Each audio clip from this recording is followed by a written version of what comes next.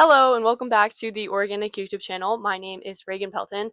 Today I'm giving you guys a little bit of a different video than what I normally do. I wanted to give you all a chance to get to know me a little better and actually see me as more of a real person and not just the NPC talking to you from behind a screen on YouTube. I'm super excited to share some random fun facts about me and random details. Yeah, just get to know me. So without further ado, let's get into it.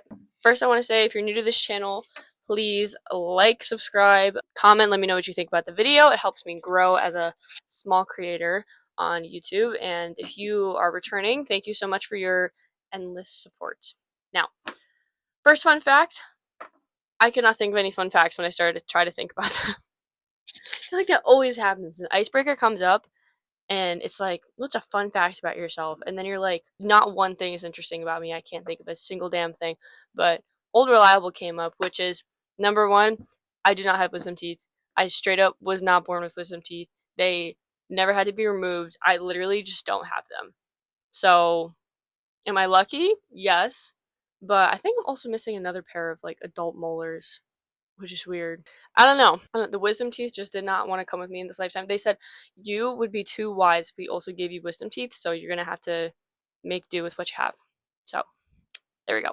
My closest friends know this about me, but I have a weird obsession with numbers and assigning meaning to them. Number 4 has been my favorite number my entire life. I always had this background thinking of like, these numbers are good, these numbers are bad, but I never really classified why, and I kind of just picked up, oh my gosh, shaking you guys, earthquake, kind of just picked up these ideas over the years that I just ran with. And to summarize it, good numbers, we go we go 0 to 11, and out of these 3, 4, 7, 8, and 11, good numbers. 4, my favorite number, really good. 7 and 8, really good numbers. 7's good because 3 and 4 together are 7, so that's 2 good numbers into 1 good number. 4 is 2 8s, or 8 is 2 4s, and 11 is a combination of like all of these series, like 8 and 3, 4 and 7. I don't know. I guess that's the only combinations. But I have a weird thought about it, and now again my friends will joke like, oh, it's a good number, like for anything that comes up. It is so funny. Think I'm weird, but it actually does have to do with some basing in like numerology. Like 3 I see is a good number because it's like the holy trinity. It's also balance of like mind, body, and spirit. 4 is good because 4 seasons, like structure, stability. 7's good because again it's 4 and 3, but I feel like 7's just a lucky number. 8 is infinity turned sideways, so it's very much a number of like abundance. And then 11 has always just been a good number, like 11 11, make a wish, like I don't know. 11, always a good number. Also, it seems to be my life path number, in case you know anything about those, which I doubt any of you do. Anyways, next fun fact. I know the first 100 digits of pi. I can write them all down, and I also know all the lyrics to Rap God. And I also learned the periodic table song from, I think, ASAP Science, which is the same place I got the pi song from. Call me a freak, but can you name the first 100 digits of pi? I didn't think so. Rap God I learned when I was in like 7th grade because I was like, I was on an Eminem kick and I was like, oh my god, I need to be like the real Slim Shady and learn this entire song. Why? Don't know. Now it's something I will never forget. Next fun fact, I love space and astronomy. Space, astronomy, studying the universe, the concept of that is what got me into my field of engineering in the first place, because I was like, oh, I'm going to build rockets. And, I majored in mechanical engineering. So the idea was to have flexibility to go into kind of any field with just a technical experience, but mechanical was the closest one I could get to doing anything with aerospace, which is where the rockets come in and everything. I thought about majoring in like astrophysics or something related to that, but I just had this memory. A guidance counselor in high school was like, that's a really hard career to get into, and like there's not a lot of jobs and all this stuff. And I was like, way to freaking ruin my mojo. I always knew a lot about astronomy because when I was in like 6th grade, I would watch How the Universe Works all the time as a kid. Like I loved that show, and I thought it was so cool to know all these fun facts about space. And maybe in high school I really started actually trying to, look at the sky and be like, oh, that's this constellation, that's this constellation. Did you know this about this star? Like I know a lot of random little fun facts and things about especially the winter night sky in the northern hemisphere. one of the legs of Orion is actually, like, the stars in it is actually a nebula. The brightest star in our night sky, like, period, is within the constellation Canis Major. The star's name is Sirius. And in Harry Potter, Sirius, the character, turns into a dog after the relation between Sirius being within Canis Major, which is a dog, the constellation. There's a lot of random stuff that I just know about space and stars and the sky, and if you are privileged enough to have had your ears assaulted by me explaining every single thing that I can see in the sky to you, you're welcome. Another fun fact about me, I actually played saxophone since I was gonna say third grade, but then I was trying to think of an age and I could not think of it fast enough at all. Played saxophone from third grade all the way until my senior year of high school. I was in jazz band for like a cumulative 8 years between middle school and high school, all 4 years of both. And I love music. I'm a very instrumental type of, well, not instrumental, I only play saxophone, but I'm a very musical type of person. Like, I'm very good with like beats and rhythms and like staying on track and all that stuff. Very much so remnants of being the band kid that I was forced to be in terms of marching band at least. Jazz band was really fun. You can't tell me jazz band is not fun. If you think jazz band is weird, you're not meant to be in my space. GTFO. Kidding! Or am I? Okay. I have been a lifelong athlete. I've played soccer my entire life since I was a wee little jit, about 4 or 5 years old maybe. I played all the way through all of college. I played club. Always just been the sport that's been in my life all the time. I'm a winger. My number one skill in soccer is just run fast, which I've always been good at. So that was kind of my signature move there. Honestly, fair enough. Like, you can't beat speed. What are you gonna do? I'm an extremely sarcastic person. Fluent in sarcasm. Seriously though, sarcasm and witty jokes are like my go-to type of humor. I've always been like this my whole life. My family's very sarcastic. It's just part of my personality at this point. Next fun fact. The first time that I ever learned to ski, I first learned to ski, I think when I was 20, 20 or 21, and my first ever run down from the bunny slopes, my instructor did not clarify to me that if you need to fall on skis, you cannot fall straight onto your back or else you're just going to land on your skis. I start going down. Obviously, I'm fucking terrified. I immediately try to bail out. So what do? I bend at the knees straight backwards, back lands on the skis, and I launch. I launch into a fucking ditch. Needless to say, that night did not end up going that well. I was traumatized. But now I can actually ski well, and it's such a freeing thing. If you are someone who learned to ski or snowboard before you can remember, or when you were really young, acknowledge the privilege that you have, because learning as an adult, oh my god, is the most demoralizing experience. As someone who's very athletic, I've been very athletic my whole life. Like, I'm not a chump at any sport, but you put two frictionless skis on my feet that are like 5 feet long each. As a 20-year-old, I'm gonna look like a buffoon. I'm gonna have little 3-year-olds flying past me down the mountain for absolutely no fucking reason other than their parents taught them when they were -2 years old. Y'all are lucky to have been saved from the demoralizing fact of having to learn to ski as an adult.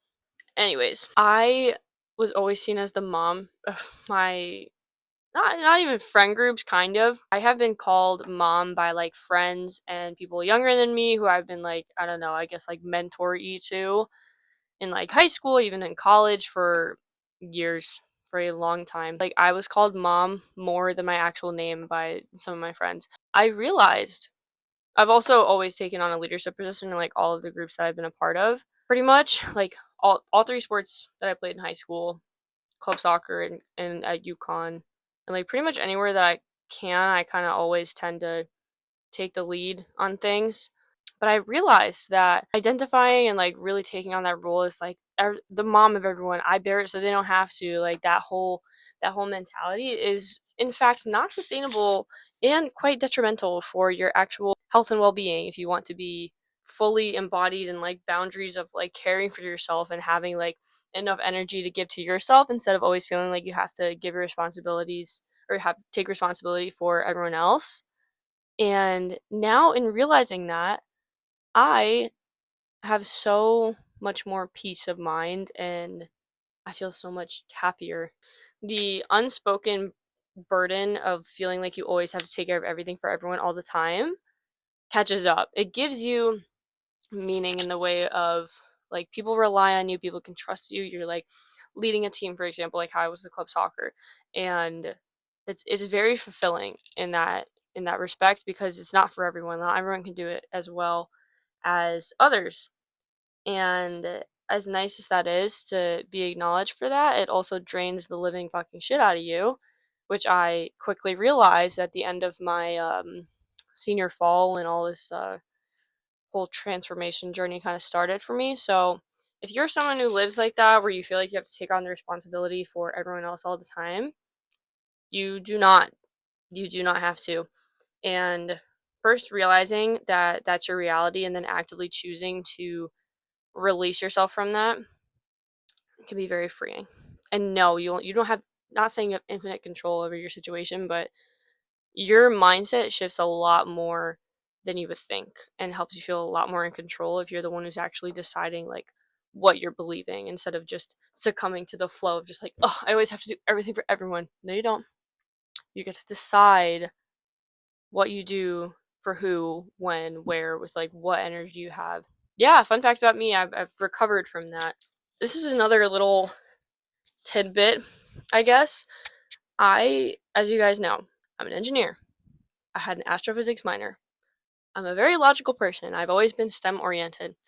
And I find value in looking more deeply into the general makeup of myself as a person in terms of astrological birth chart and human design, and also any other like little random things like the life path number, whatever. I think it's a really fun thing to explore. And no, I'm not talking about like daily horoscopes that are just like, you're gonna see the sun today, and everyone's like, oh my god, I saw the sun. Like, no, not talking about daily horoscopes.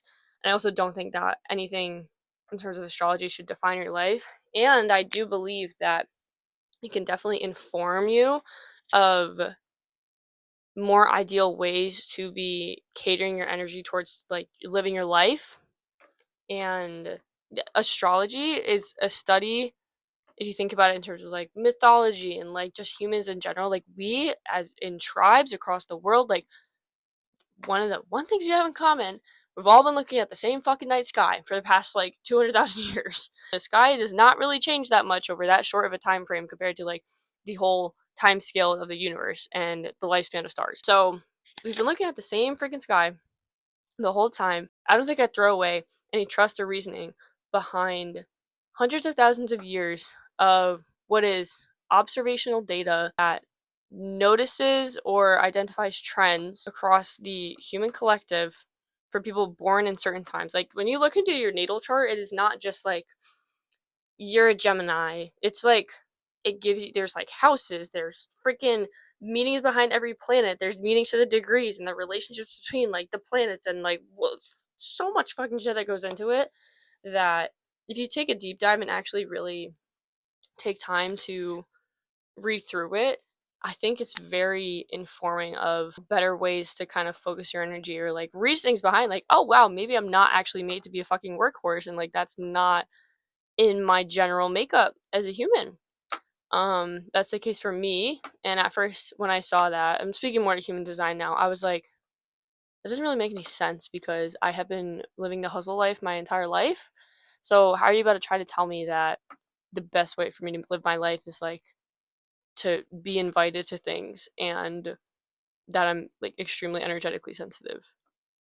Like, I don't believe you. But then I realized, like, I really sat and thought with it. I was like, oh, fuck, that's like very accurate. And that speaks to pretty much how I've operated my entire life. Because even if I was living that hustle culture, clearly it was not actually in alignment with like what I truly wanted to be doing. Like, myself at my core, most organic self, she did not want to be fucking like worked to death and miserable and just like constantly stuck always doing something. It's like a vicious cycle that I feel like I got kind of trapped in by myself. As logical as I am, I really do like to lean into exploring things like, I guess, what you call more spiritual, astrology, human design, etc., just to learn more about yourself and not make it something that defines your life. Like, if someone is behaving a certain way and being like, oh my god, it's destined for me, is because it's written in the stars. Like literally, my 10th house is in Pisces, so like I can't be good in my career. People who operate like that clearly are not actually in alignment. So, anyways, I love the logic and I love the woo. I hope you guys enjoyed learning more fun facts about me.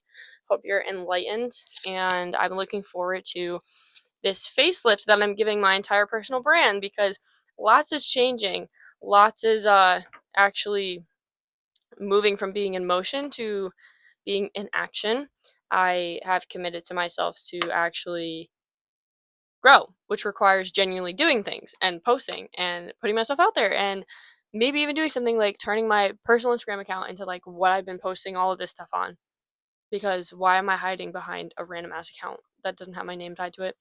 You know why? It's because I'm scared that like random creepazoids are gonna be like finding me, but God's protecting me at all times and that will be okay. Thank you so much for watching and for being here. I really appreciate it. Reminder to like and subscribe to my channel if you enjoyed this video and you want to get to know me a little more and get to enjoy the seeds of wisdom that I bestow upon you all that I wish I knew sooner. I really can't wait to keep making videos for you guys. So follow me on Instagram and TikTok. I'll link it below in the description. I will see you guys in the next video. Go be your most organic selves. Bye guys.